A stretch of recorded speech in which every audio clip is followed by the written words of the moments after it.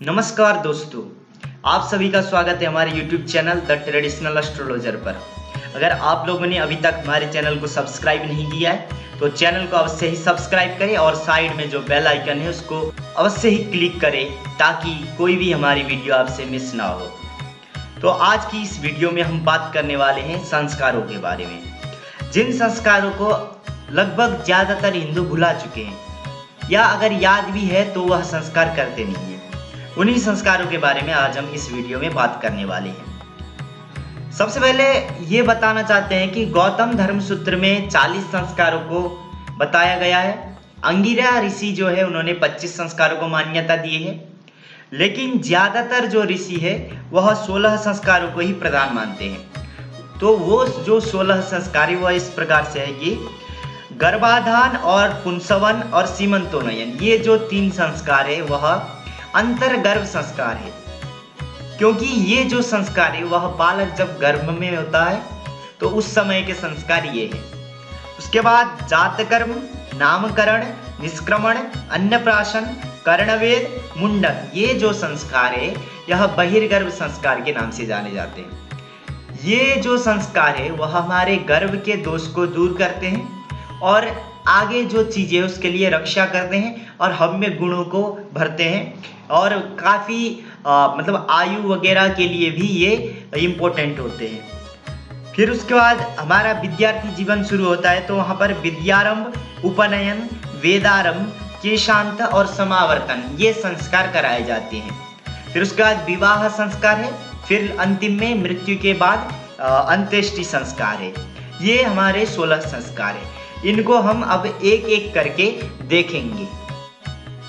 पहला नंबर संस्कार है गर्भाधान संस्कार। जो हमारा गृहस्थाश्रम होता है वह चारों आश्रमों में सबसे मुख्य माना गया है और गृहस्थ आश्रम का जो प्रमुख उद्देश्य है अच्छी संतति को उत्पन्न करना, अपने वंश को आगे बढ़ाना, क्योंकि पुत्र उत्पत्ति के द्वारा हम ऋषि ऋण, देव ऋण और पितृ ऋण, ये 3 ऋणों से मुक्त होते हैं।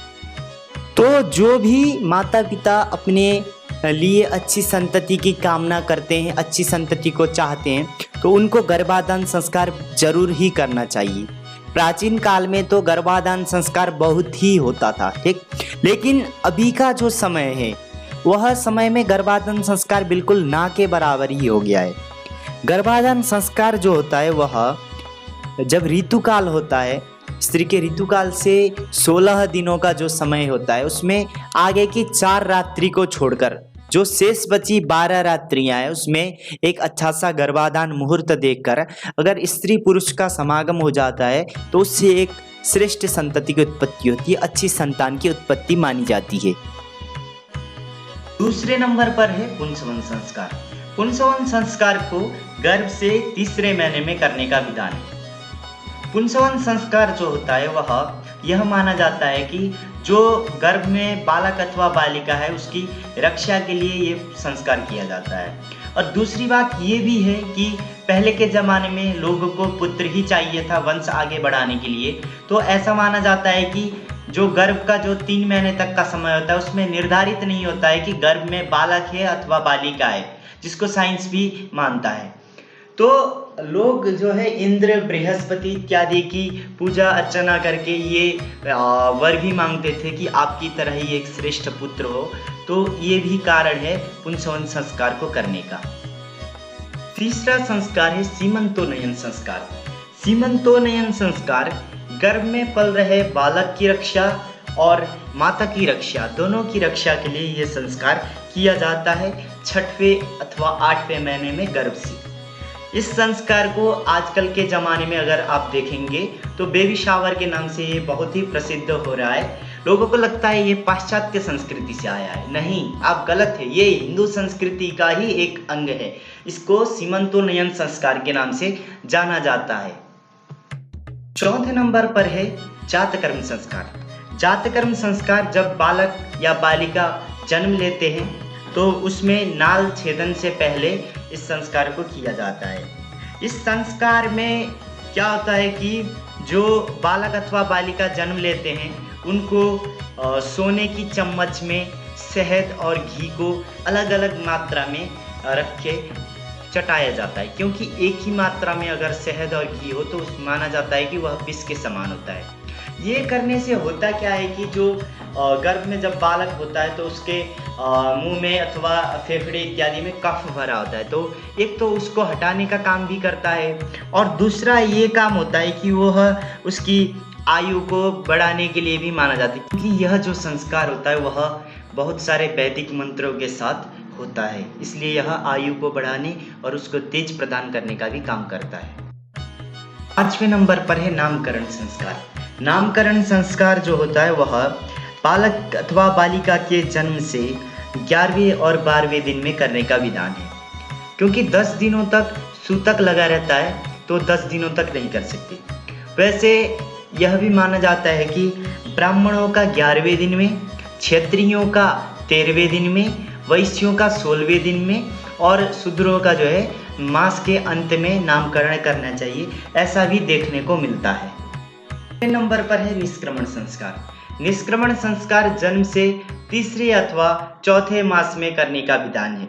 निष्क्रमण संस्कार इसलिए जरूरी है क्योंकि बालक को इसी संसार में जीवन जीना होता है, तो वह बाहर की दुनिया को पहचान सके, इसलिए उसको बाहर निकाला जाता है।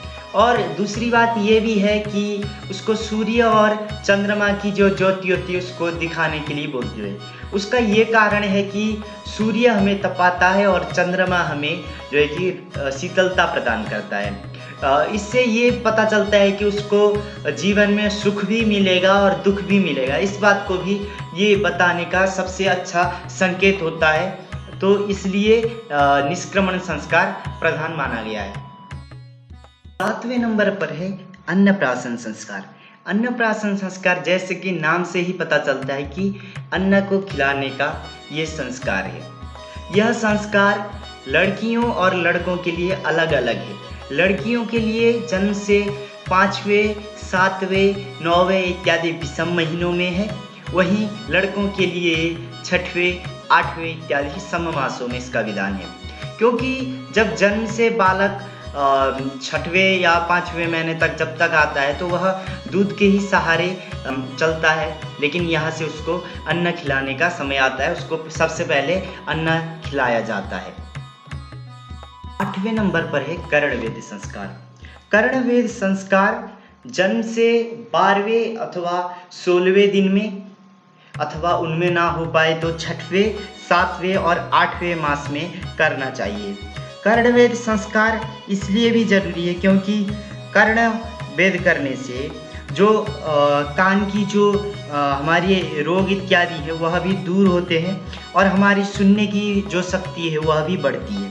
और साथ ही साथ जो हमारा हम तो हिंदू धर्म वाले हैं, तो हिंदू धर्म में तो गहनों का तो बहुत ही महत्वपूर्ण स्थान है, तो कानों में जो है बालक बालिकाओं के आभूषण भी लगाया जाता है, तो उससे उनका सौंदर्य भी निखर जाता है, तो इसलिए भी कर्णवेद संस्कार इम्पोर्टेंट है।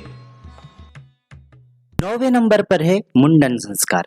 मुंडन संस्कार को जन्म से 3रे, 5वें इत्यादि वर्षों में करने का विधान है। माना जाता है कि जब बालक गर्भ में होता है तो उसके जो बाल आते हैं तो वह काफ़ी कीटाणु इत्यादियों से युक्त होते हैं, तो उन कीटाणु इत्यादियों से युक्त जो बाल है वह दूषित माने जाते हैं, तो उन बालों को हटाना ही मुंडन संस्कार का एक मुख्य उद्देश्य है। 10वें नंबर पर है विद्यारंभ संस्कार।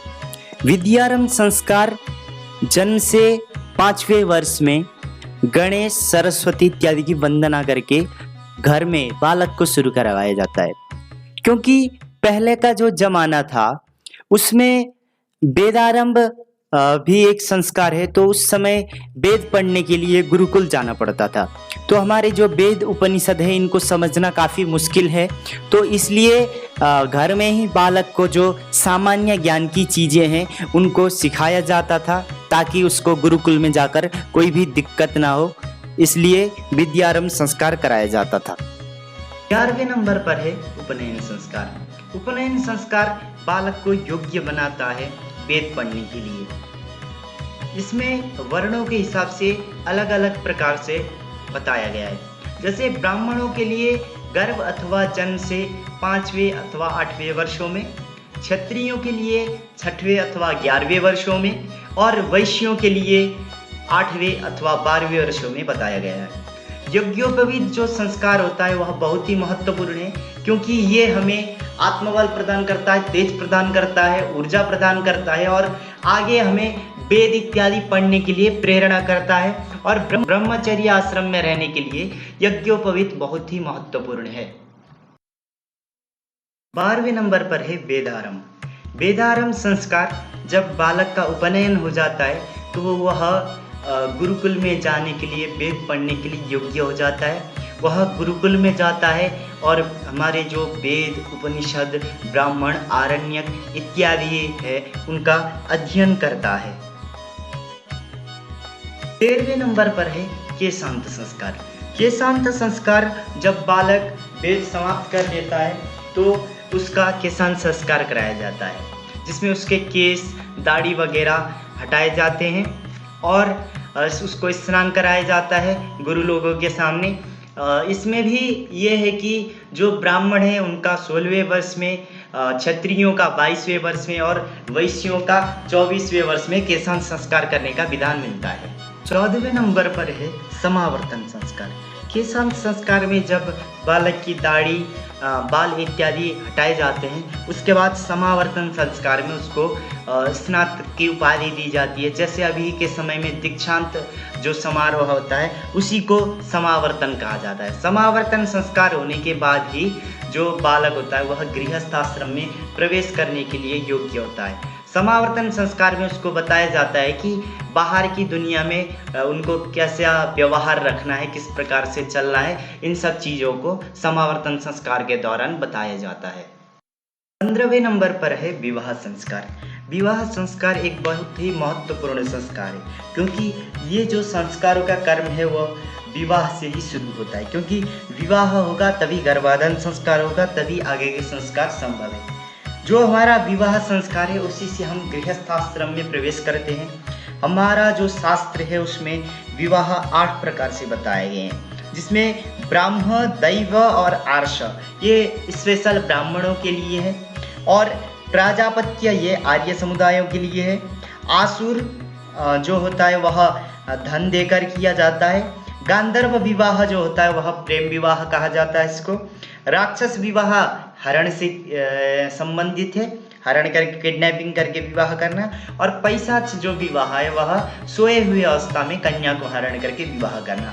इन सब में जो पैशाच विवाह है उसको सबसे अधम विवाह कहा गया है। 16वां और अंतिम नंबर का संस्कार है अंत्येष्टि संस्कार। अंत्येष्टि संस्कार को अग्नि परिग्रह संस्कार भी कहा जाता है, क्योंकि यह जो संस्कार होता है इसमें मृत जो आत्मा होती है उसको अग्नि में उसको आधान करना होता है। क्योंकि जो हमारा मृत शरीर है, क्योंकि हम जब जीवन जी रहे होते हैं तो हमारे अंदर काफ़ी वासनाएं होती है, काफ़ी इच्छाएं होती है, तो उन सब को शांत करना ही यह अंत्येष्टि कर्म अथवा अंत्येष्टि संस्कार का एक मुख्य उद्देश्य है, कि उस सब को शांत करके आत्मा को मुक्त करना, यही इस अंत्येष्टि संस्कार का उद्देश्य है। तो आप लोगों को वीडियो कैसी लगी ज़रूर बताएं, क्योंकि आप लोग फीडबैक देंगे तभी हम कुछ सुधार कर पाएंगे। और वीडियो को ज़्यादा से ज़्यादा शेयर करें। धन्यवाद।